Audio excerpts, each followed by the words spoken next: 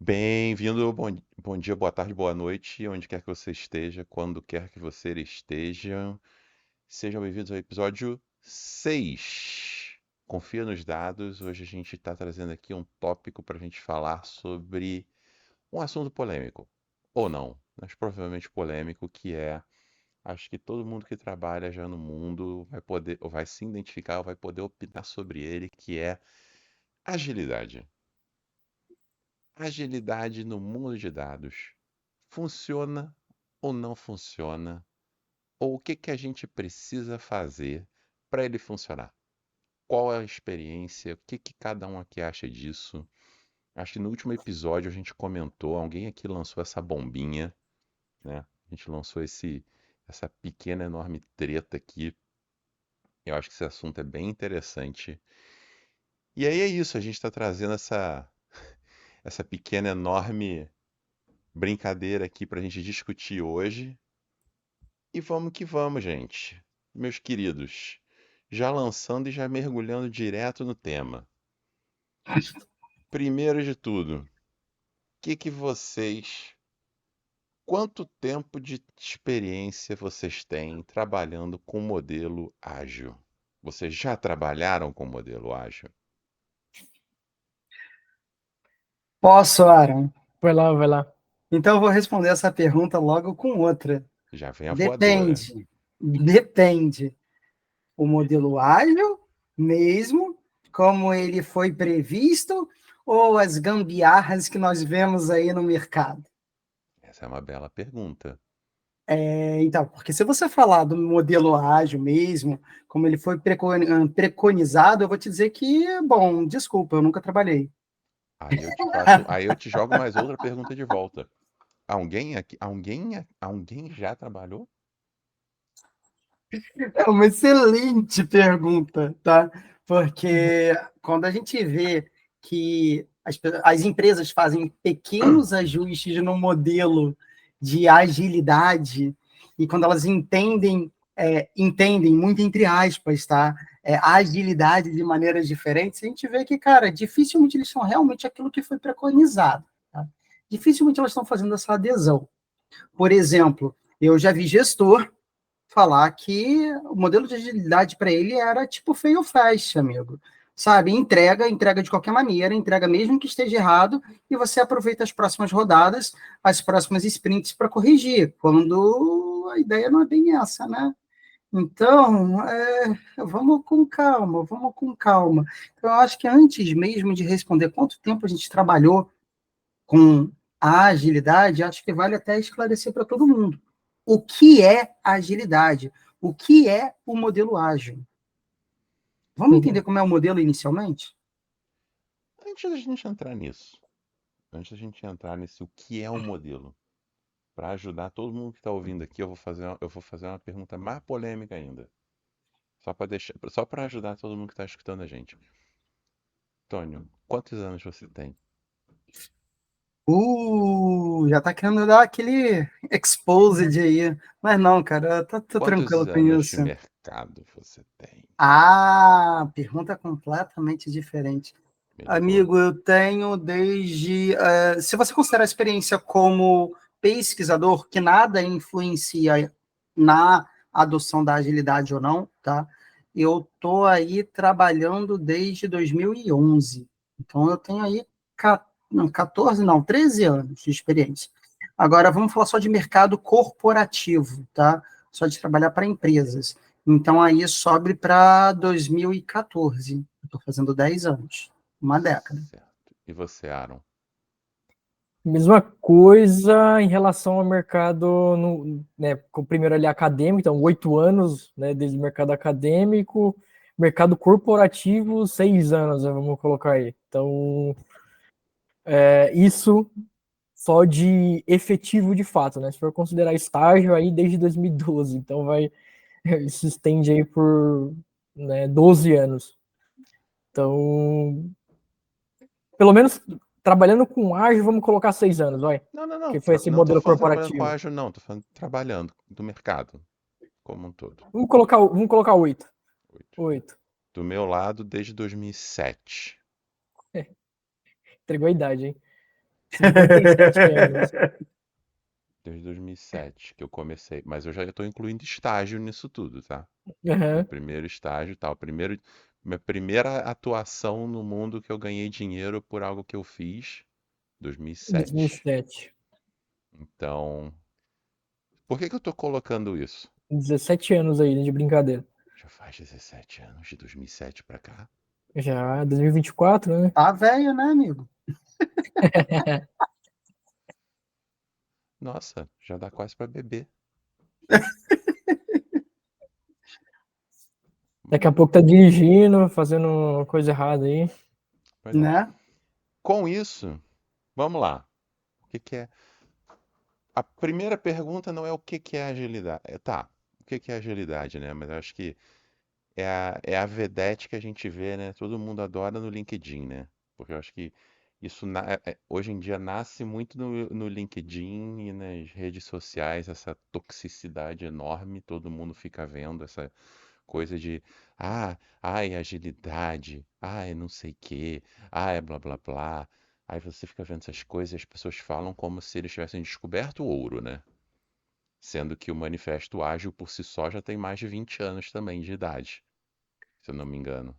Em 2001. 2001, Uhum. né? Foram 3 pessoas que fizeram o Manifesto Ágil. Foi o Alistair Cockburn e mais 3 pessoas, se eu bem me lembro. Mais 2 pessoas além dele, eu acho. E aí vale a pena a gente perguntar, né?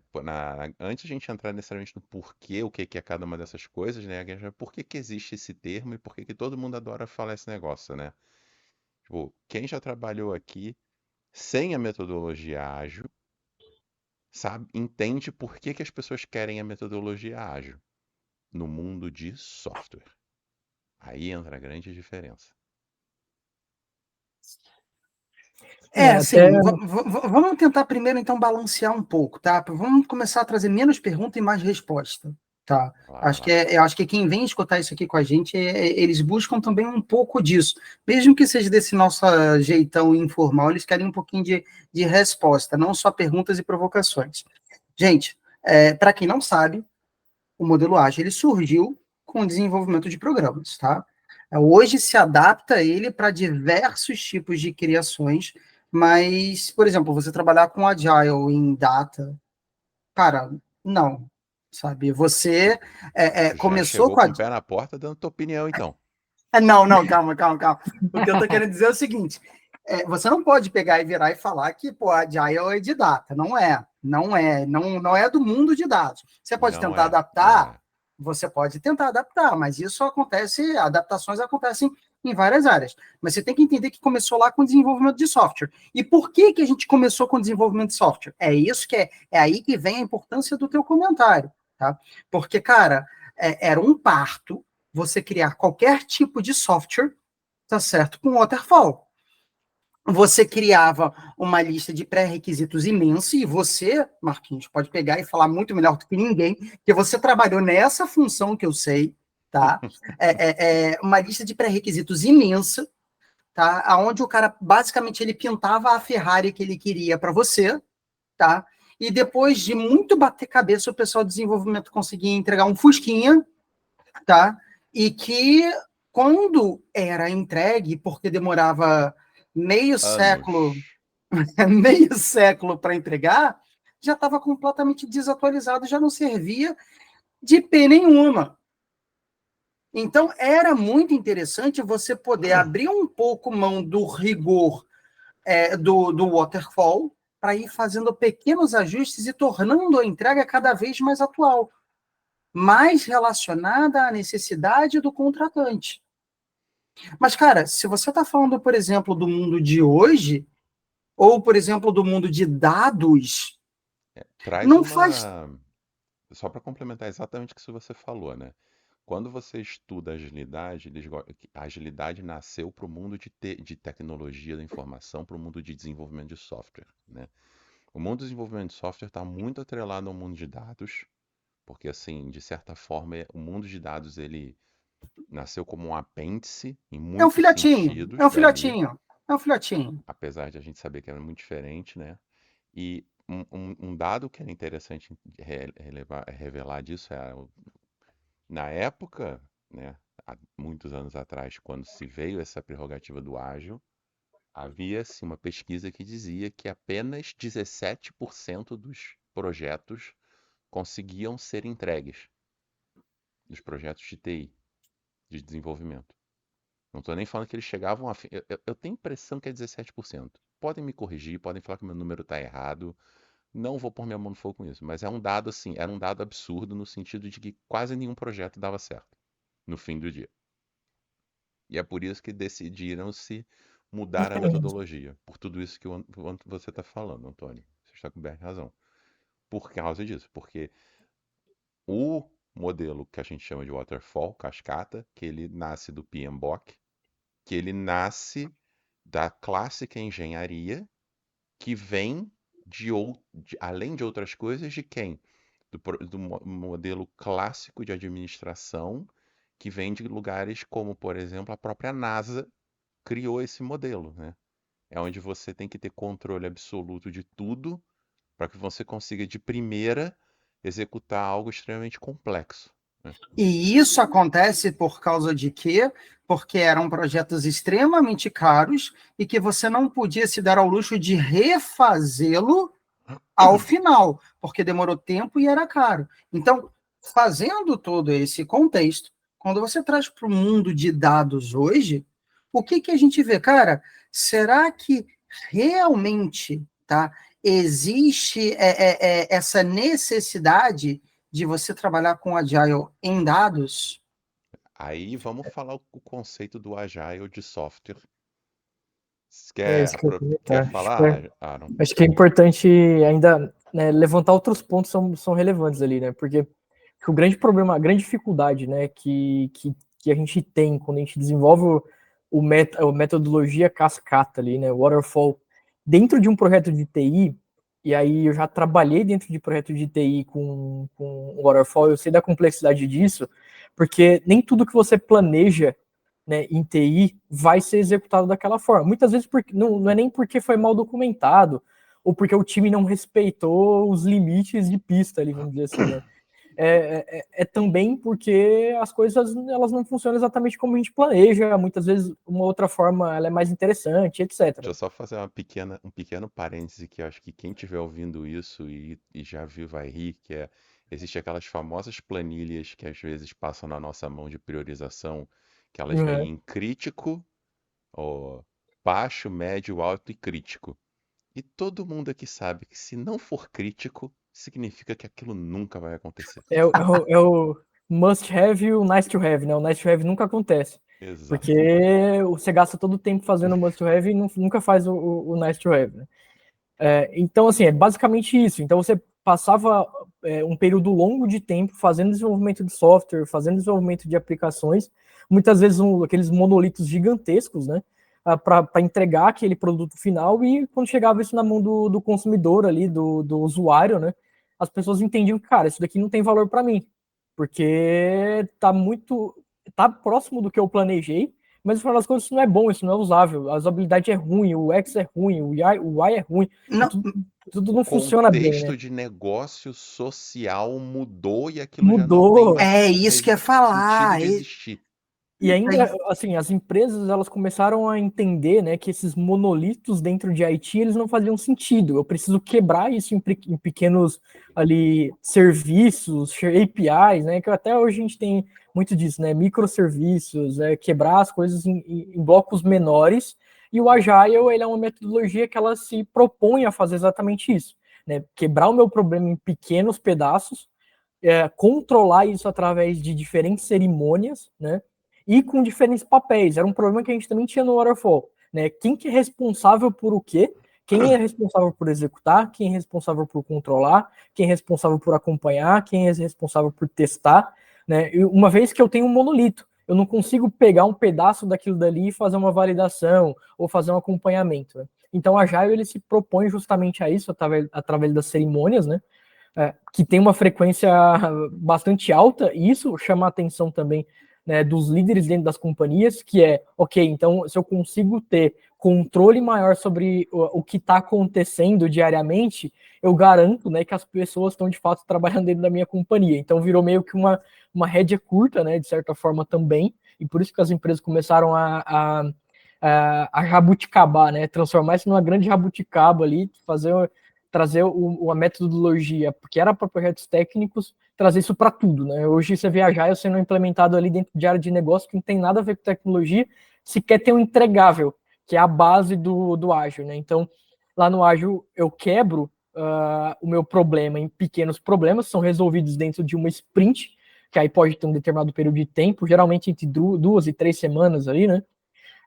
Onde a gente faz acompanhamentos, que são as dailies, então diariamente a gente faz acompanhamento de como isso está acontecendo, e ali no final da sprint eu apresento o resultado tudo aquilo que eu executei, né? Aquilo é testado, o meu cliente ele valida, cria com base no backlog já pré-existente, ele refina, né? O que eu vou priorizar para a próxima sprint, com base naquilo que eu acabei de entregar, então se ele dá aceite ou não naquilo, né, vai continuar circulando ou não aquela determinada atividade. Deixa eu E depois eu colocar faço. Vou só colocar um parênteses no que você falou, porque eu acho que aqui é onde vai entrar o gancho da nossa discussão inteira. Uhum, Exatamente em cima do que você falou. Tem um preceito do ágil que, para a área de tecnologia como um todo, transformou o ágil como crucial em muitas coisas. Acho que para a gente, acho que é o ponto crucial da nossa discussão, que ele diz o seguinte: toda sprint precisa ter um entregável de valor para o negócio. Se uma sprint não tiver um entregável de valor para o negócio, aquela sprint foi errada, foi um erro. Aquela uhum. sprint aquilo não pode acontecer. Então, assim, se você está desenvolvendo um mega, ultra, hiper, ultra sistema bolado, aquela tua sprint tem que entregar alguma coisa que o teu cliente já possa ver e usar. Nem que seja Cara, uma caixa de texto que ele possa clicar, mas aquilo tem que servir para ele. e O até. que, o que vale, importante, rapidinho, Aaron, destacar o Uhum, seguinte: a noção de entregável, tá? uhum, Porque entregável não é necessariamente, por exemplo, uma caixa de texto, um botão ou uma tela de alguma coisa. Existem diversos tipos de entregáveis e você tem que pesar quais são os entregáveis que têm valor. Pegar um exemplo de dashboards, que é uma coisa que eu tenho certeza que vai aparecer mais vezes na nossa conversa de hoje, mas que a gente vive discutindo, que é o seguinte: documentação. Por quê? Documentação é uma coisa que vem de waterfall. Você não precisa de documentação em Agile. Sim, tem gente que fala isso e não deixa de ter razão. Mas, quando a gente está falando de um produto em si, tá? Pergunta Não, quantas. pera, eu vou parar você aí e eu vou fazer uma crítica. Quem fala isso não tem razão e está errado. Justo, justo, mas o que eu quis dizer é o seguinte: em tese, se você entra em produtos de gerenciamento, tá certo? Como ITSM, como tem uns mais modernos hoje em dia, mas o próprio Jira faz a mesma coisa. Quando você entra nesses produtos, você vai ver lá que você pode construir as histórias, tá? Rally e por aí vai. Você pode construir as histórias. E, em tese, você pode acrescentar. Chegou a dar um arrepio aí, né? Fala. Deu um arrepio que eu vi. Mas vamos lá. Em tese, nessas histórias, você pode acrescentar documentações. E aí, uhum. você não precisaria fazer um documento formal, porque você quer resolver algum problema de algum módulo do teu entregável final. Tu vai lá na história responsável por aquele módulo, pega o documento que foi anexado lá, ou pega a própria história, se ela foi bem escrita, e ela já serve como documentação. Só que, aí eu pergunto, vamos ser pragmáticos? Que empresa que tem capacity, ou tem sequer, não só capacity, mas capacidade, né, de utilizar esses programas da maneira correta para fazer isso? Então, de bom tom, você vai entregar o produto, entrega uma documentação junto, tá? Só que aí eu te pergunto, a documentação é um entregável ou não? Porque tem muito gestor de projeto que fala que não é um entregável.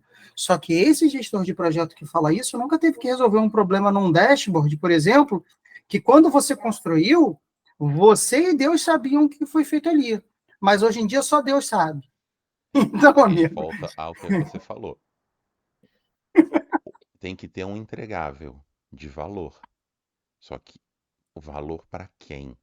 O isso. preceito do ágil é sempre valor para o cliente. Se o que você está entregando não tem valor direto e claro para o cliente, está errado. Pode não ser uma caixa de texto, pode ser um documento, pode ser a figura pintada feita no Paint. Se aquilo tiver valor para o cliente, tudo bem. Se não tiver, algo está errado.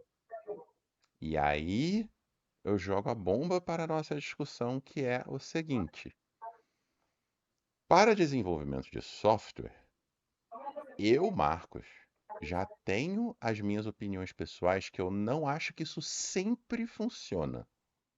Eu acho que isso funciona muitas vezes, mas eu acho que se você é xiita sobre isso, te traz problemas. Porque ele acelera o teu início, mas ele pode te causar um débito técnico muito grande para frente. Uhum. Isso é uma coisa, eu estou falando de TI, eu estou falando de desenvolvimento de software.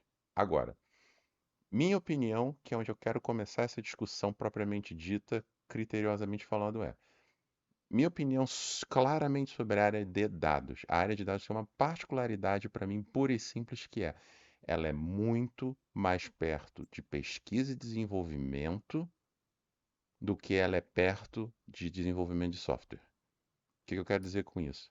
A nossa área tem uma particularidade que se eu chego para você e falo, eu vou analisar algo, eu vou pesquisar algo, eu posso ou não chegar a um resultado. Eu não sei. Aquilo pode ou não acontecer, a gente não tem como saber.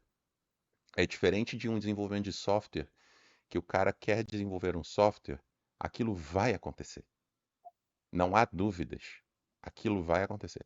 O nosso está muito mais alinhado a uma pesquisa e desenvolvimento de coisas que são abstratas e que a gente não tem como ter visibilidade.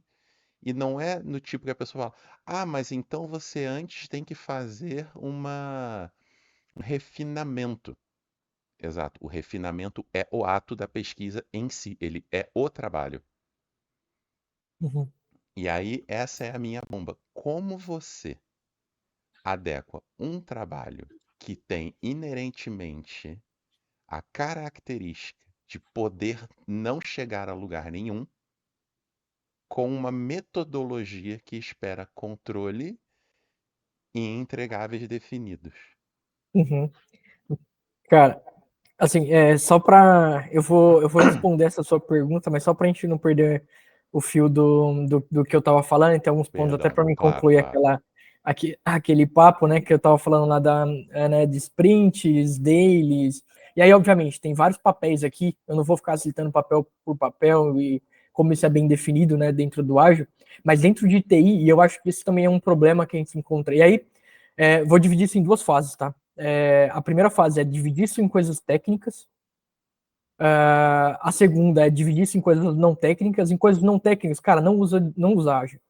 Se não tem nada a ver com dados a gente pode discutir. Se não tem nada a ver com técnico, está usando para negócio, cara, não vai funcionar. É uma das piores metodologias para coisas não técnicas, porque você vai fazer um monte de jabuticaba de coisas que não existem, seguindo um processo que não faz sentido, e provavelmente vai te atrapalhar, porque no final das contas você vai usar essa mentalidade que o Antônio comentou, né, de não documentar as coisas de forma adequada, de acumular atividades que não possuem entregáveis, não entrega valor nenhum, pelo menos para um cliente ou para um usuário. Então, não usa essa metodologia. Tem várias outras metodologias que são melhores que ela. Por exemplo, um clichêzona aí, design thinking. Usa design thinking aí no negócio, faz muito mais sentido muitas vezes. Tá? É muito melhor do que o ágil para esse tipo de coisa. Mas voltando para o ponto de vista técnico, eu acho um dos grandes problemas que a gente tem, principalmente dentro de TI, é que as sprints, elas condensam atividades, ou o que a gente chama de histórias, né, de um problema maior, né, de um projeto, de, né, uma grande atividade, alguma coisa dessa natureza. E o que geralmente as empresas tendem a fazer é o que vai acontecer na próxima sprint eu vou decidir hoje. Isso não pode acontecer. Né? Assim como no Waterfall, eu preciso ter uma ordem cronológica das coisas, o meu entregável final é um produto grande, que ele tem como componentes pequenas outras atividades, pequenas outras histórias, né, que a gente chama lá dentro do ágil. E nas sprints, o que eu vou priorizar é quais histórias ou quais entregáveis eu vou entregar dentro desse período de tempo.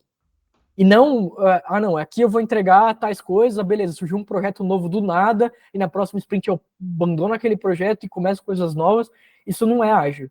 Né? Isso é só uma forma de priorizar atividades que estão vindo loucamente. Eu estou resolvendo um backlog de problemas. Né? Isso não tem nada a ver com ágil, e aí você pode usar até lá o board do Scrum para fazer isso daí, né? Mas isso não é ágil. Não, isso aí é segundo. Não é porque você está usando o Kanban, né, que você está fazendo ágil. Não é porque você está usando um board que tá puxando do to-do pro doing e pro done que você está fazendo ágil. Não é Mas isso. muita gente hoje acha que só porque eles marcam daily, que fazem a cada 3 dias na semana, né? E eles usam alguma ferramenta que eles têm lá as taskzinhas e põem nessas coisas, eles dizem que fazem agilidade, né? Mais do que isso até, a gente pode pegar o próprio exemplo, você deu um ótimo exemplo, Marco, mas a gente pode pegar o próprio exemplo do Aaron. Gente, você pegar o to-do, pro doing, pro done, cara, isso é Kanban, isso nem é ágil. Só porque você pegou o Kanban e você vai falar que, não, tô fazendo um Kanban e tô fazendo uma daily, eu tô no ágil, não. Cara, a agilidade, ela tem no seu fundamento, na realidade, o preceito é o seguinte, olha, você tem que ter a capacidade de reagir rápido quando você desenvolve algo que não está funcionando bem ou que não atende mais a necessidade do usuário. Então, aí você entende exatamente o que o Aaron virou e falou sobre a cronologia das coisas. Não adianta porque é mais rápido e porque eu tenho que entregar uma coisa de valor nessa sprint, eu pegar aquela história que só faz sentido no final do projeto. Não. Se eu pegar antes de iniciar o projeto e fazer uma documentação, já fiz errado, porque lá no final eu vou ter que refazer a documentação. Então, tipo... E até adicionando essa parte da documentação também, acho que a documentação sempre é importante, né? Isso, principalmente projeto de software, é importante que eu tenha uma documentação geral. Né? Só que no ágil, isso ele é um pouco diferente, vamos dizer assim. Por que ele é um pouco diferente? Porque no ágil, nem tudo que você planeja e que você executa vira produtivo como é no Waterfall. Então eu planejo, documento tudo aquilo dali, produtizo, se tá bom ou tá ruim, dane-se, e é aquilo dali que tá pronto, tá feito. Né? No Agile é um processo meio que o contrário. Né? Então eu defino atividades, histórias que já são uma documentação inicial funcional do meu problema, né? Depois eu executo isso, se aprovado, isso vai virar uma documentação técnica no futuro. Então ele é um processo um pouco invertido, mas obviamente a documentação ela precisa existir e faz parte, né, da atividade. Até em relação a essa questão, né, de ter histórias de documentação, cara, eu particularmente eu discordo um pouco de ter histórias necessariamente para documentação, porque eu entendo que faz parte do trabalho do desenvolvedor. Então, o trabalho do desenvolvedor não é só digitar código e cuspir um resultado, cuspir uma ferramenta, cuspir um API. É também, né, construir uma documentação técnica que explique aquilo que ele está fazendo. Então, se o tempo dele não foi suficiente, cara, talvez as sprints precisam ser maior, né, no trabalho dele. E não eu simplesmente diminuir, fazer sprints pequenas. Sprint não pode ser maior. Maior que eu digo em relação àquele período de tempo, né? Porque ali a sprint varia entre 2, 3 semanas. A tarefa tem que ser menor. Exato. Também. Eu digo isso porque, por exemplo, galera, já trabalhei com também a questão de você fazer a nota, né? Fazer a avaliação de desafios técnicos para as pessoas serem aprovadas para vagas de emprego, tá? Já fiz isso. E quando a gente vai falar de SM, uma das coisas que é mais considerável lá é a capacidade do cara pegar uma tarefa e quebrar em diferentes histórias, sendo que a história, quando ela é bem escrita, para ela receber uma nota 10, ela pode durar no máximo 8 horas, que é um dia de trabalho. Então, tipo assim, eu não diria que esse sprint tem que ser maior, Mas o cara tem que escrever as histórias melhores, de maneira a elas ocuparem menos tempo na produção. E eu falo isso até porque a questão da documentação que você está comentando, Aro, que é extremamente relevante, na minha opinião, tá? Eu já defendo que tem que ter uma história específica para escrever a documentação. Por quê? Porque eu já estou considerando as encoxadas que as pessoas fazem no método Agile nas empresas. O que eu estou querendo dizer com isso? Cara, lá quando você olha o manifesto original, você estava falando de distribuir pontos para entender o que era mais prioritário, o que era mais importante e atender melhor aquilo ali. Tá? Hoje em dia, eu já vi empresa, e vocês também, porque eu estou falando da mesma empresa que vocês conhecem nesse caso, Eu já vi outras além daquela, tá? que não atribuem pontos, que querem dividir em horas. Aí eu te pergunto, puta, mano, tu tem um vira-tempo? Tu consegue ir no futuro e ver quantas horas você realmente vai demorar para produzir alguma coisa? Porque às vezes você fala assim, ó, pensei aqui em produzir 6 horas, tá? Vou produzir em 6 horas. Beleza. Aí tu encontra no meio do caminho, e eu vou deixar esse silêncio para a pessoa preencher com a palavra que ela quiser, né? E você não faz em 6 horas. Eu acho que a gente normal, na verdade. a gente está entrando numa discussão extremamente interessante sobre as questões da agilidade em si, né? Eu pensei, cara, só se a gente entrar nessa questão sobre hora e ponto, isso já me irrita profundamente, porque, na minha humilde opinião, quem usa hora já está assumindo completamente que jogou pela janela tudo que a agilidade representa, né? Tudo que a agilidade representa de bom, a pessoa jogou pela janela. Então eles já estão usando uma agilidade, um waterfall disfarçado de agilidade ali, né? Essa é a minha visibilidade.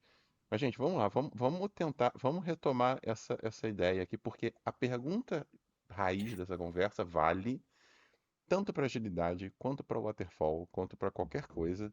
E eu acho que, no fundo, a pergunta-chave nossa aqui é como projetos de dados se encaixam no mundo corporativo. Cara, aí era o próximo passo ali, né, da minha conversa aqui. Dentro da área de dados, eu quebraria isso em problemas, tá? Em sub-áreas. Por quê? Quando a gente está falando, por exemplo, de engenharia de dados, essa tá mais fácil. Construção de pipelines, tudo isso é muito mais próximo de TI. Sim. É muito mais fácil de definir o objetivo, não tem tanta surpresa. Exatamente. Essa é uma área que eu acho que se encaixa bem com metodologia ágil. Óbvio, tudo vai ter uma pequena adaptação, mas, cara, a adaptação é diferente de virar uma jabuticaba, né? É diferente de transformar um negócio completamente e criar uma metodologia nova do Tartaruga Ninja ali. Então, eu acho que dá para fazer pequenas adaptações e fazer o negócio funcionar bem. Para a área de ciência de dados. Antes da gente entrar na área de ciência de dados, vamos passar primeiro para a área de visualização de dados, porque eu acho que é onde a área de ciência de dados é onde vai ser o complicado dessa conversa. A área de visualização de dados, eu vou fazer um comentário, aí o Antônio eu vou jogar para o Antônio cabecear. Eu ainda quebraria isso, cara. Por quê? Porque, por exemplo, né, quando a gente está falando de self-service BI, isso é uma coisa. Quando a gente está falando de, sei lá, ter uma aplicação que vai ter visualização de dados intrínseca àquela aplicação, é outra coisa totalmente diferente que envolve muito mais desenvolvimento de software. Se eu estou falando de gerar um relatório para analítico, que não estou falando de Self-Service BI, estou falando de um relatório analítico de uma determinada informação que vai para um executivo uma única vez. Então, cara, tem muitas formas, tem coisas que podem funcionar e tem outras que não. Eu não usaria. Irmão, alguém pensou. Amém! Assim, o que eu quero dizer é que, cara, no final das contas, é uma área complexa e eu não acho que a metodologia é ideal, talvez para uma coisa ou outra, né? Mas pensa assim, né? No final das contas, e aí Antônio me corrija se eu estiver errado, eu chamo o cara de BI de restaurante, né? Tem o cara ali que é o sushi man, que ele tá fazendo rapidinho um negócio na frente do cliente para ele comer. Tem um cara que ele é um restaurante Michelin, 3 estrelas ali, que tá criando uma coisa, né, que demora 40 minutos para ficar pronto o prato. Tem um outro cara que é aquele sorveteiro da Turquia, né, que ele coloca e tira da mão e volta. Então, assim, tem muita coisa... Né? Tem muita coisa dentro de visualização de dados para falar que uma metodologia única funciona, né? Eu vou até um passo além, tá? Aproveitando o teu comentário. Assim, foi muito bom, tá? Você acertou muito bem no que ia falar. Tem muitas atividades aí, e atividades que, para algumas, o Agile vai funcionar, para outras não, tá? Mas isso falando só de visualização, porque se você expande para BI, por exemplo, que aí a gente também está falando de data warehouse, de data lake e tudo mais, cara, isso fica ainda mais complexo. Porque, cara, se você virar e me disser o seguinte, pô, Antônio, dá para fazer um dashboard seguindo a Agile? Eu falei assim, dá. Claro que dá. Você vai me entregar a base de dados certinha, já homologada, você vai me entregar os pré-requisitos do cliente, assim, bonitinhos, redondinhos. Amigo, a primeira vez que eu falei, gente, eu consigo construir um dashboard em um dia. Eu falei isso, o pessoal falando, que isso, impossível. Eu falei, eu consigo. Tem outra coisa, Antônio, que eu acho que nós três aqui estamos por dentro do tema e faz muito sentido, né? Que é design pattern. Né? Se eu tiver um design pattern dentro da companhia, as coisas aceleram. Então, talvez eu consiga encaixar numa metodologia ágil. Sim. Sim. Você está perfeito. Você está perfeito no seu comentário. Porque, tipo assim, a área de visualização, eu tenho certeza que quando a gente fala de ciência de dados, o buraco é ainda mais embaixo. Esse era o ponto que eu ia colocar, porque, assim, tudo que você está falando, Antônio, eu concordo. Eu acho que é extremamente complexo. Não vou tirar nenhum ponto de toda a complexidade que você falou, mas, eu vou pôr só um mas. Tudo que tem aí, por mais trabalhoso que seja, consegue ser mapeado e você consegue ser definido de certa forma. Calma, eu vou explicar o que eu quero dizer com isso. Eu vou explicar. Tipo assim, antes de você explicar, que deixe registrado. Eu não estou discordando de você. Eu só ia fazer adendo de uma frase no que você estava falando, que é o seguinte. Você está certíssimo quando o cliente entende o que ele precisa, sabe o que ele quer, e quem nos entrega os insumos, entrega insumos adequados. Você está absolutamente correto. Eu não vou nem entrar no mérito de cliente, saber o que... Se a gente entrar nesse mérito, ferrou. Não, eu tô entrando no mundo perfeito, onde a gente tem os dados todos... Fantástico mundo de Bob. Fantástico mundo de Bob. A gente vai entrar nesse mundo perfeito, onde todos os dados estão aqui, onde a demanda está aqui, assim, por mais complexa que ela seja, ela ainda é lógica na forma que ela é ou sim ou não, né? Tipo, eu consigo te mostrar isso ou não consigo te mostrar isso. O seu trabalho vai ser em conseguir achar a forma correta de trazer aquela informação, agregar aquela informação, expor aquela informação, construir todo o back-end para aquela agregação acontecer de forma performante. Então, assim, isso é altamente complexo. Tem toda aquela parte visual de exposição de UX, que é toda uma linha de conhecimento inteira, altamente complexo. Mas ela tem uma questão, ela não há dúvida. Mas é uma complexidade conhecida. Esse é o ponto. Ela é conhecida. Não há um ponto de interrogação. E isso você consegue quebrar. Mas aí, já até imaginando muito bem como que você prossegue, por que ciência de dados o buraco é mais embaixo, tá? Isso tem muito a ver com a nossa noção de entregável diante, que está intimamente associado também à noção de sucesso. Porque se você pega livros que vão falar literalmente de dados, de data analytics, de data science, você vê que a definição de sucesso em ciência de dados, ela é diferente da definição de sucesso, por exemplo, em visualização de dados. A definição de sucesso em visualização de dados é você entregar um dashboard, é você entregar um data storytelling, é você pegar e conseguir entregar alguma coisa que torne mais simples a análise de dados por quem não é alfabetizado e a tomada de decisão. Acabou. Seja um Query Analytics, seja um Self-Service BI ou qualquer outra coisa. Mas em ciência de dados, a definição de sucesso é muito mais ampla. Ela inclui, por exemplo, o seguinte: olha, você faz uma pergunta, e aí, depois de muita investigação, você descobre que com os dados que você tem hoje, você não consegue responder a pergunta. Isso é sucesso também. Só que as empresas entendem isso? Não, não entendem. Exato. E aí acho que essa é a questão. Porque aí, vamos lá, acho que aí entra no core da nossa conversa, quem está envolvido em todo esse processo? Você tem um cientista de dados, certo? Só que em cima de todo, envolvido nisso tem toda uma estrutura organizacional, né? E eu vou largar uma pedra aqui, eu quero que se dane. Tipo, cara,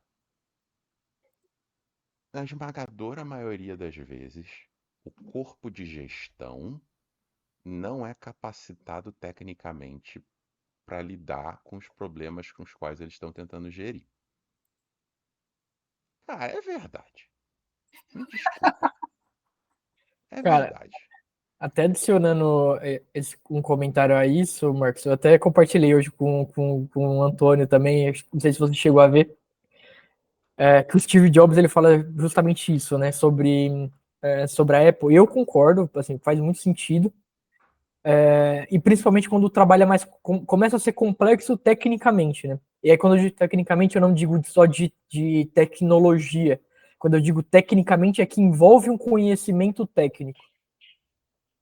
Muitas vezes a gente tem níveis de gestão que não tem conhecimento técnico sobre o tema, né, ou o tópico ao qual ele está gerindo.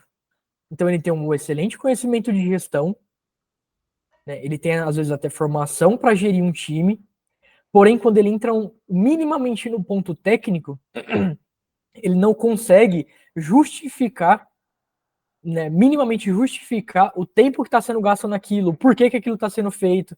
E aí acaba que isso vira uma bola de neve, né? Exato. Porque, cara, no final das contas, eu, sendo senior, sendo especialista, eu nunca vou chegar a um C-level para justificar alguma coisa. Quem vai justificar o o gestor dele, às vezes até o gestor do meu gestor do meu gestor.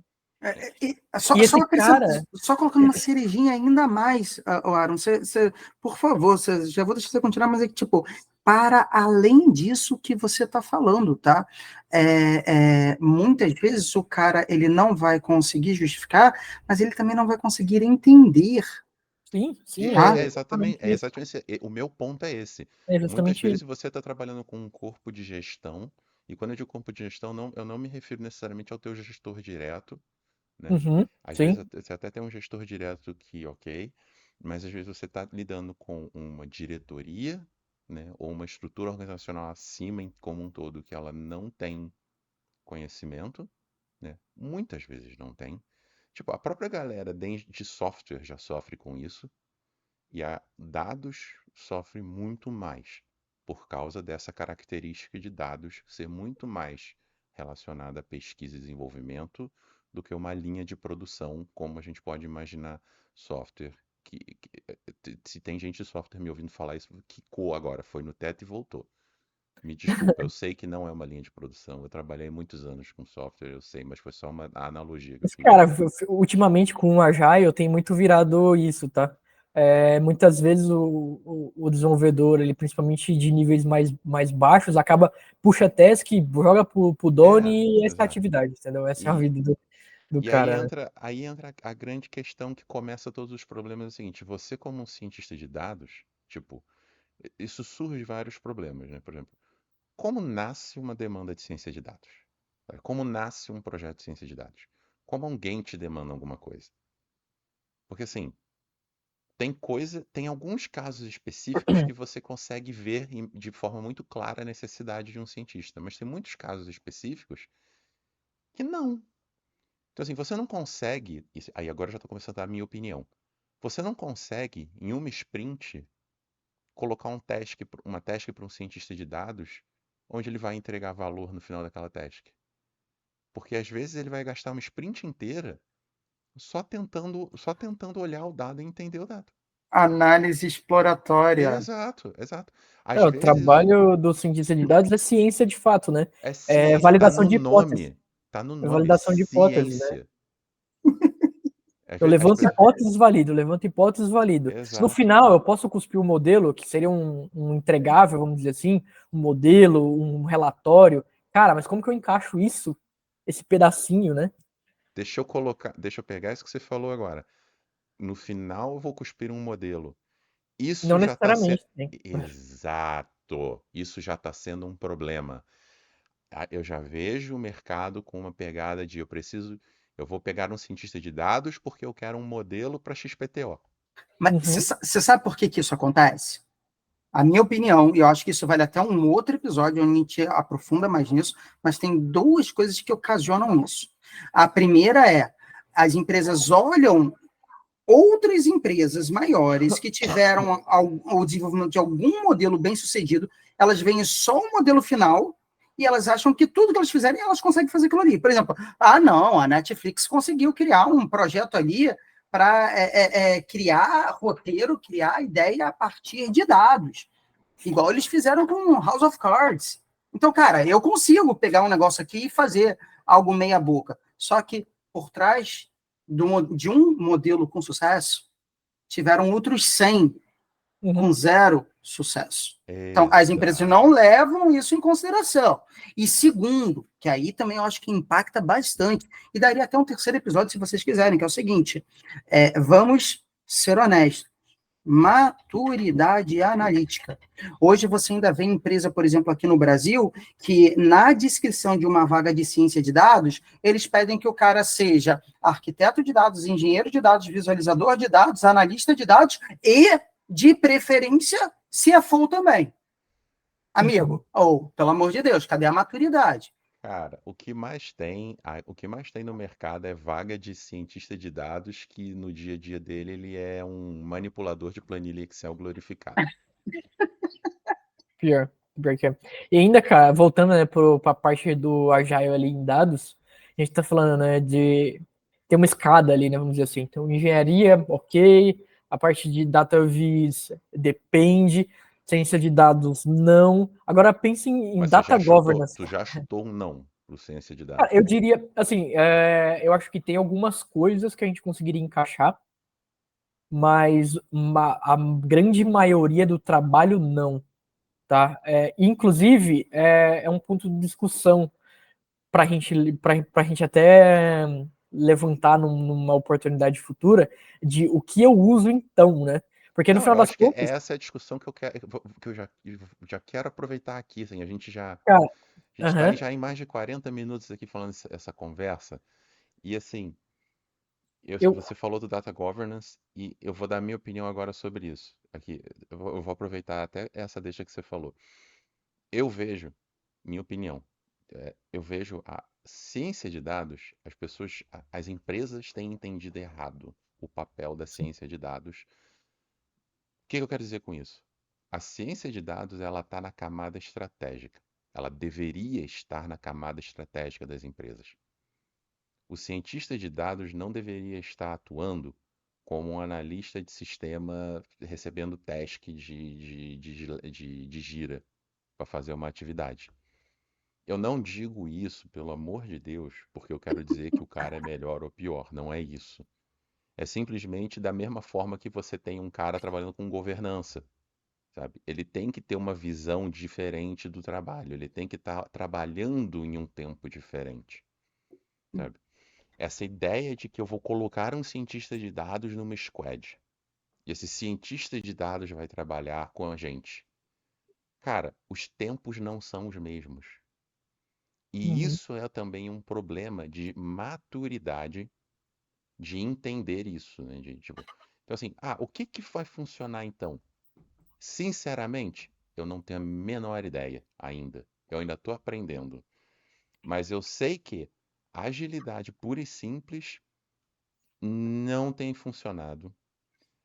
Waterfall clássico também não me parece que funciona muito bem, porque eles sempre batem na mesma coisa, que é eles esperam um resultado. eles esperam controle, né? Assim, eles esperam um cronograma. Ah, ágil não tem cronograma. Filho, não tem, mas não tem. Hum, mas, Aí eu vou te trazer, então, uma outra metodologia, tá? hum, Que o pessoal varre para debaixo do tapete, mas sempre tenta reaproveitá-la quando está falando de um projeto de dados. hum. CRISP-DM, Ah, tá? conta pra gente. Cross-Industry Process for Data Mining, ou seja, Standard Process, né? Processo padrão interindústrias para mineração de dados. É uma metodologia que ela envolve 6 etapas. Você pode pesquisar depois. O livro base dela, do CRISP-DM 1.0, que hoje a gente já tem o 2.0. Se não saiu o 3.0, eu estou desatualizado, mas até onde eu sei tem só o 2.0. Tá?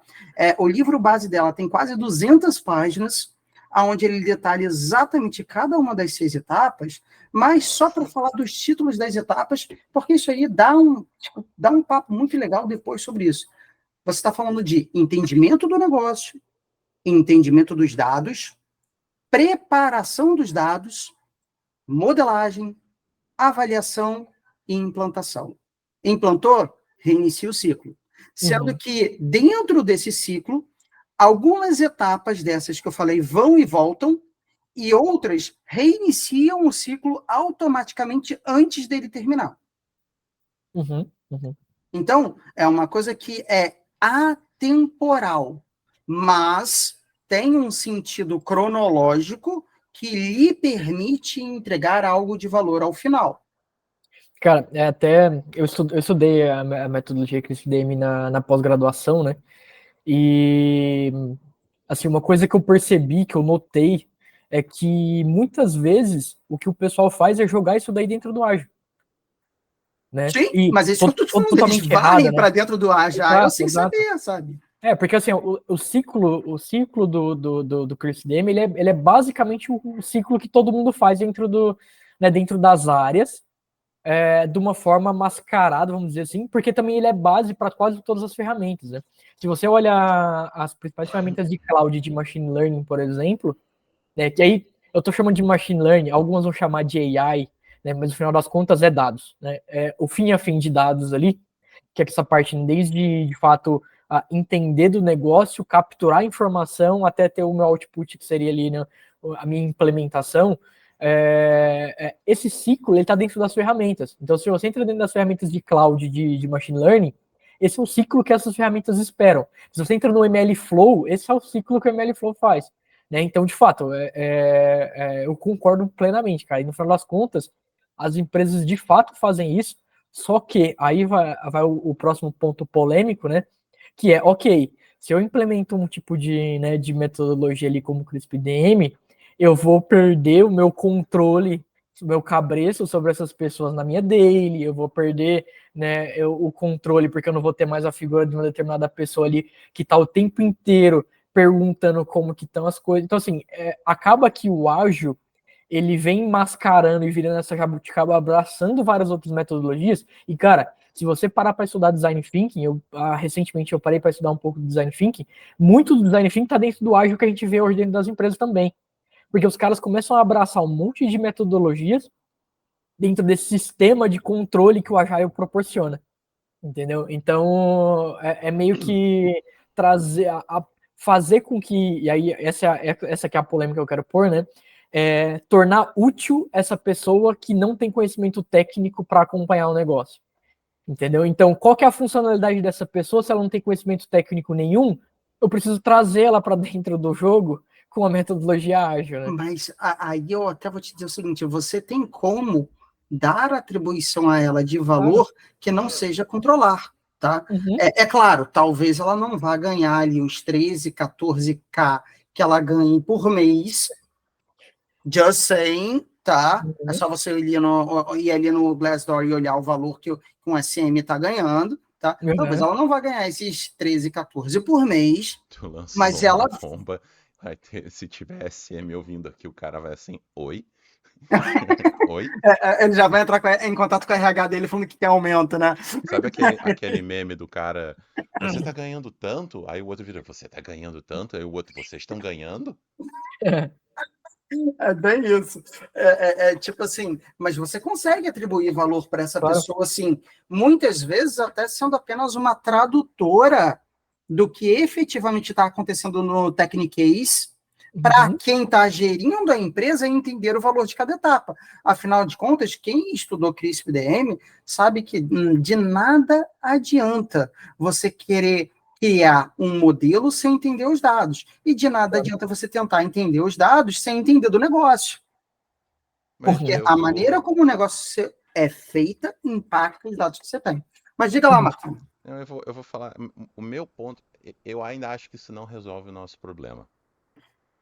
Isso ajuda o cientista a trabalhar, Uhum. mas isso não resolve o problema organizacional.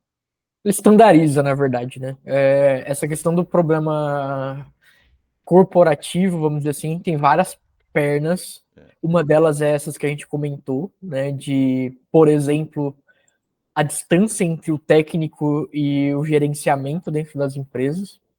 Né?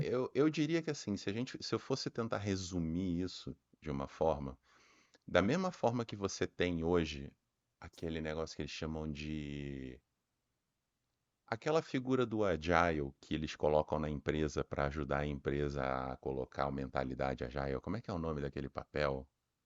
Que eles é o Agile Coach, uma coisa assim. Agile Coach, é isso Isso. mesmo.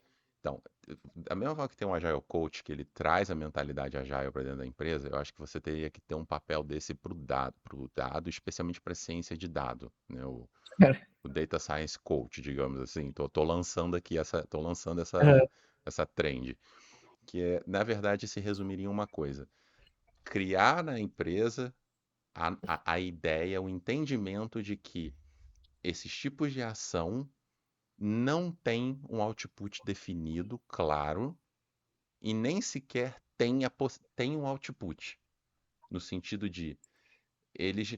Foi o que você falou. Esse é o caso máximo de eu não tenho controle, sabe? Uhum. O cientista de dados, ele é a peça mais autônoma que você vai ter e que você tem que ter confiança nele. Mas, Você não. cara, isso Eu também vou... vem de um top-down, tá? Porque hoje você vê que boa parte das empresas não tem nenhuma cultura de ter time de research dentro da empresa. Então, se ela não tem essa Exato. cultura de ter time de research, como que ela vai entender que o time de ciência de dados também é um time de P&D? Exato, exato. Mas é Né? De exatamente validar, esse meu ponto. levantar hipóteses, validar essa hipótese, não necessariamente eu vou entregar um valor, um entregável físico, vamos dizer assim, né? Um modelo Exato. ou alguma coisa dessa natureza, mas pelo simples fato de eu conseguir validar a hipótese, isso já tem um valor absurdo para a companhia, né? E às vezes, quando você não consegue entregar alguma coisa, aquilo é um entregável de valor. Uhum. Definição de sucesso. E aí eu vou até acrescentar uma coisa que você virou e falou, Marquinhos, que é o seguinte: o cientista de dados é o cara mais independente que você teria, né? Algo assim que você comentou. Eu não lembro exatamente as palavras que você utilizou, mas eu acrescentaria que você deveria querer,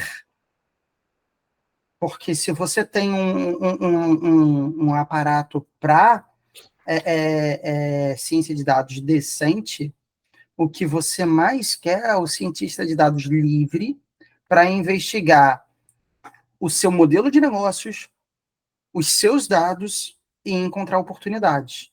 Você não deveria amarrá-lo de maneira nenhuma. Só que isso significa você ter certeza que você minerou no mercado um bom profissional, tá? E você deveria abrir mão do controle sobre a atividade dele. O que, devido à maturidade analítica, eu vejo as empresas bem longe de estarem fazendo, tá? Porque elas não recrutam direito, elas não definem lá nas necessidades do job, né? No que o cara vai fazer. Elas não definem exatamente a atividade de um cientista de dados. Elas muitas vezes não conseguem ver se o cara que está aplicando para a ciência de dados é um cara adequado para a vaga, tá? Porque o mais próximo disso que elas conseguem é olhar o portfólio do cara no GitHub que hoje o cara pode copiar código de diversos outros caras e falar que foi ele que fez. Nem Tá? precisa.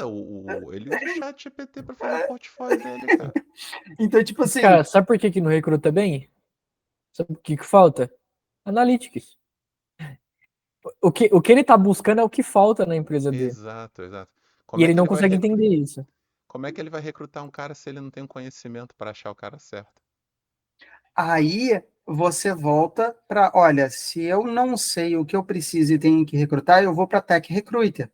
Mas esse problema que a gente está falando das empresas, muitas vezes se replica integralmente em empresas de RH que contratam Tech Recruiters.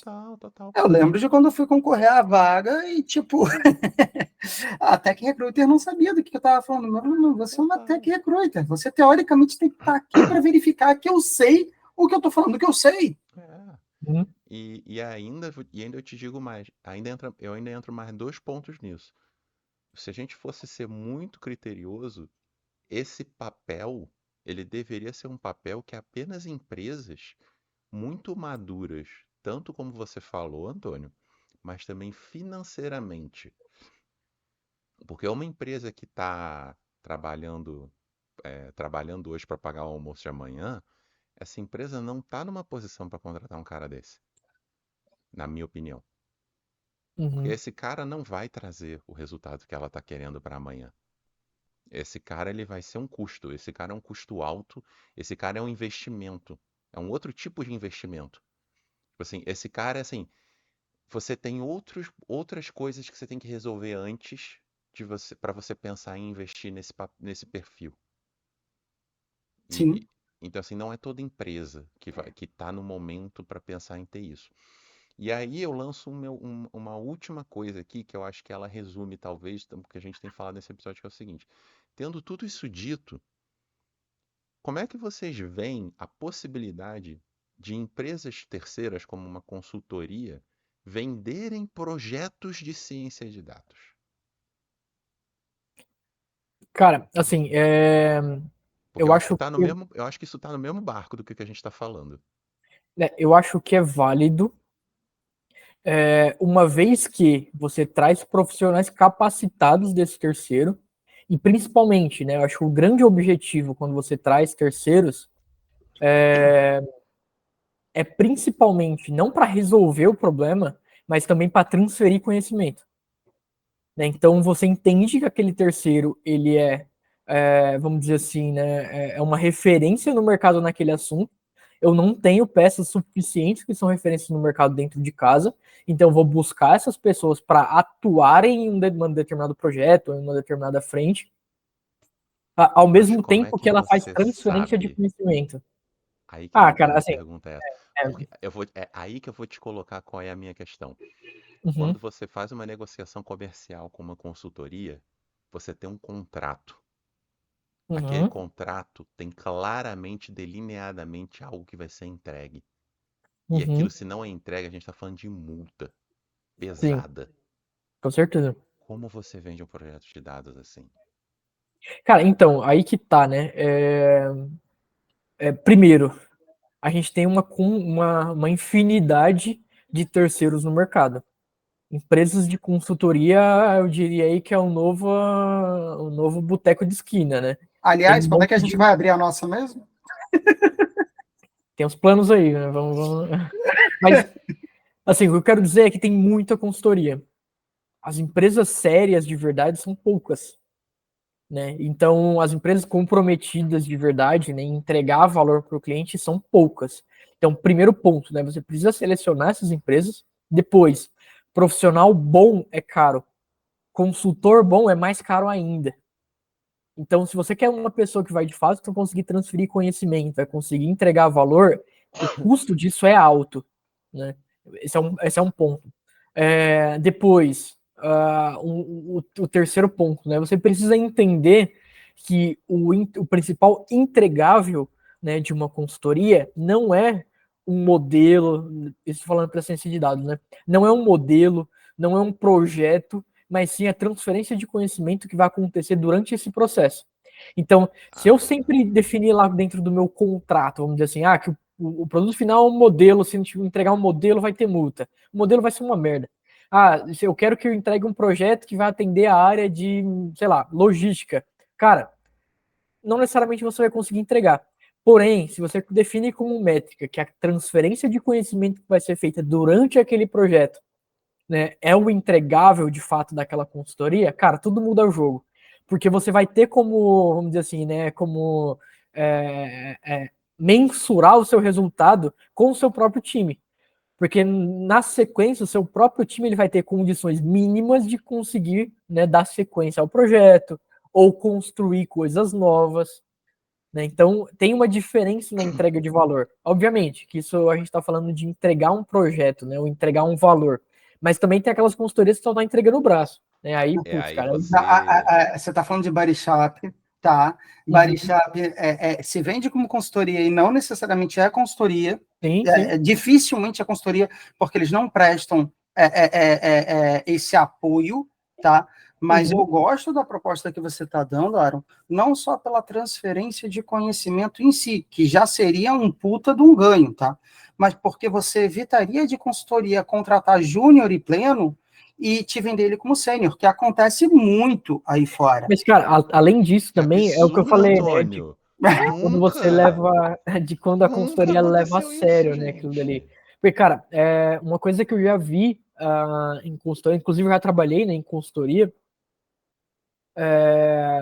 cara, uma coisa que eu acho que é super interessante da consultoria de verdade é que eu não consigo resolver, tá? Eu fui contratado, eu sou um pleno, eu sou um sênior, não consegui resolver o problema, mas eu tenho um background de outras pessoas que podem me apoiar para resolver aquele determinado problema. Esse é um modelo de consultoria. O outro modelo de consultoria, que é o que você está falando de fato, né, Antônio, que é o que a gente pode chamar de body shop, né? Que a consultoria está fazendo um intermediário de RH. Ela contrata um cara de mercado e bota ele para trabalhar numa outra empresa como um terceiro. Né? Então ela é um intermediário de RH ali, basicamente. Ela não tem vínculo nenhum com o cara, muitas vezes contrata o cara até como PJ, né? E aí, cara, no final das contas, o cara tá sem background nenhum. Você não contratou a consultoria, você não contratou a empresa, contratou o cara. E o cara, muitas vezes, porra, assim, de verdade, nós três aqui, a gente trabalha nas nossas respectivas áreas como especialistas ou até cargo acima disso, né? Se eu me colocar como senior, eu não sei tudo da minha área. Se uma empresa me contrata para resolver qualquer problema, cara, com certeza vai ter problemas que eu não sei resolver. E eu preciso de outras pessoas com um background corporativo para que eu consiga consultar, pelo menos, né? Ou que eu consiga procurar a resposta junto. E é o que a gente não vê no mercado, né? Pouquíssimas são as empresas de consultoria que têm esse background de pessoas, né? Para construir um know-how da empresa e não do Marcos, não do Aaron, não do Antônio. Né? Mas eu acho que você tocou num ponto crucial, que é o seguinte: o mercado esqueceu completamente o que significa consultoria. Tipo, eu digo porque eu trabalhei pouquinho tempo em consultoria. Pouquinho Uhum. tempo. Olha no meu LinkedIn que você vai ver que foram Uns 12 anos. Né? foi mais. Então, assim, foi pouco tempo. Então, eu sei bem como funciona. O mercado esqueceu completamente o que é a definição de consultoria, né? O que é a definição da palavra consultor. Então, assim, quando eu falo, projetos de dados serem vendidos por empresas, terceirizar projetos de dados, basicamente, né? Eu não acho que isso funciona, projeto de dados. Eu acho que isso que você falou funciona. Né? Uhum. Você trazer o conhecimento, isso, beleza. Mas projeto de dados não funciona. Mas isso eu acho que é um excelente tema para um próximo episódio. Porque acho que é a continuação do que a gente está falando aqui. Eu acho que tudo isso está junto, né? Que está junto a metodologia, está junto com a forma de pensar. É o wrap-up do que a gente está fazendo aqui. Assim. Até vou fazer o wrap-up do que a gente falou até aqui agora. Eu vou dar a minha definição final. Metodologia ágil na área de dados. Funciona para algumas coisas, funciona para engenharia de software, com alguma força de vontade pode funcionar para a área de visualização de dados, né? Depende, mas pode ser que sim, né? Ciência de dados? Não. Não, não dá.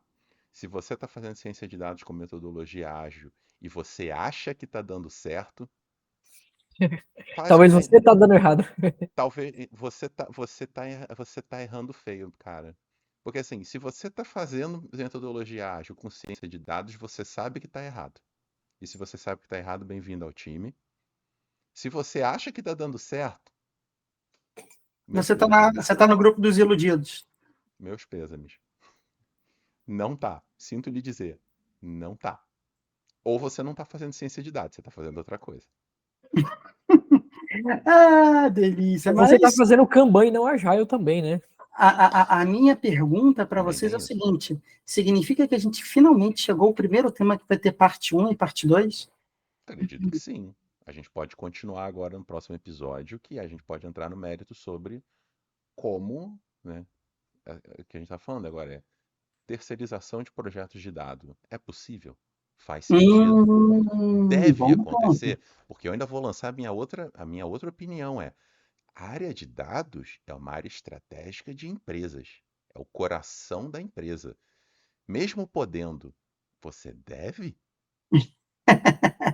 Aí eu te Cara, pergunto o até botar seguinte: uma pimenta no negócio aí, né?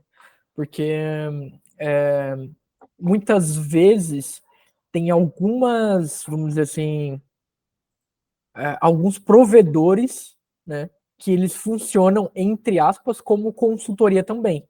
Então, por exemplo, eu fiz uma contratação de um produto na Amazon AWS. Cara, vai ter lá um conjunto de arquitetos, pessoas que podem me auxiliar na construção da ferramenta, que internamente eles são tratados quase que como um consultor, vamos dizer assim, né? Mesma coisa, Azure, Google, IBM, Oracle, você tem times lá dentro, não são necessariamente consultores, né? Algumas dessas empresas até têm time de consultor de fato, mas tem esses times ali de especialistas na ferramenta Isso que eu que ia falar. podem. Mas em ferramentas. Isso, perfeito. Seriam consultores de ferramentas, né, vamos dizer assim. Exato.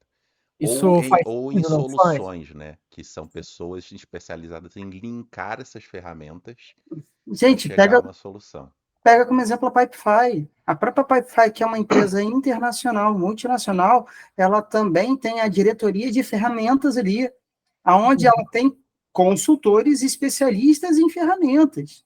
Mais Uhum. do que ser especialista em dado, mais do que ser especialista em negócio, eles são especialistas em ferramentas, para te ajudar uma ferramenta, porque boa parte das ferramentas que uma empresa compra é subutilizada. Mas, assim, adorei o tema proposto para um próximo vídeo, e ainda coloco uma pimentinha, porque também poderia ser um outro tema que é o seguinte: vamos falar de sopa de letrinha, tá? O que é Kanban? O que é Star Schema? O que é KPI? O que é OKR? O que é Um Agile? episódio de glossário. Cara, amigo, se você fizer bomba, vai por mim. Vai Episódio de por mim, glossário. porque a maior parte das empresas está misturando 2, 3, 4 ou 5 sem saber que tá. Então Agora, vamos. não Ah, seria para o próximo. Seria, sim, o que você sugeriu, porque eu acho que, pô, dá uma boa discussão. Eu não sei se eu tô afim de fazer glossário, não, cara. Esses nomes pra mim é tudo bullshit, cara. De verdade, assim, boa parte é bullshit ali. a gente pode fazer Mas um bingo. A gente pode fazer um bingo no episódio. A gente vai Alguém falando esses nomes. descreve uma situação, né? Aí a pessoa tem que ir marcando que tipo de metodologia tá ali, né? Ah, não, ali tem Kanban, não, ali tem Agile, ali tem... é muita letrinha, é o papo de coach, de fato, né? É falar um monte de palavras e siglas em inglês para parecer culto, para que no final das contas você não fazer muita coisa, né? É o que consultoria Então, faz hoje. Você contrata, paga uma grana, ele chega, fala um monte de merda, deixa todo mundo confuso e vai embora. Mas, eu acho gente, que ó, vamos lá. Agilidade na ciência de dados. Sim ou não? Aaron, temos um resultado unânime. É não. Que cara, isso, ciência gente. de dados não. E aí, assim, né? Pontos importantes para a gente levantar existem certos tipos de atividades dentro da área de dados como um todo que podem se enquadrar nessa metodologia, boa parte não, e a depender do nível de complexidade da empresa, ou seja, se a empresa trata cientista de dados como arquiteto, engenheiro e data viz, que é normal, né? O cientista de dados fazer tudo, que na verdade não é muito cientista, né? Acaba sendo um analista de dados ali. Com certeza não. Assim, não dá, porque parte do trabalho dele vai fazer sentido, parte não. Faz muito mais sentido você trabalhar com outras metodologias mais inteligentes para esse cenário, né? Show de bola. Então, acredito que com essa bela mensagem fechamos nosso episódio. E E, quem cara, chegou até último o apelo. final, Último apelo. descobriu que não é para utilizar, né? Pelo menos não com ciência de dados. Mas diga aí, Aaron. O último apelo, né, que eu faria é para dentro para que ciência de dados, para que as pessoas entendam, né, que na verdade analytics como um todo, e aí vai pegar um pouco de ciência de dados, vai pegar um pouco de data viz, né, vai pegar muito de análise de dados, precisa ser enquadrado como uma área de pesquisa dentro das companhias, como research e não como TI, né? Porque a forma como se comporta um projeto, principalmente, é muito diferente, né? De fato, no final das contas, a gente atua como ciência de fato, como pesquisa, né?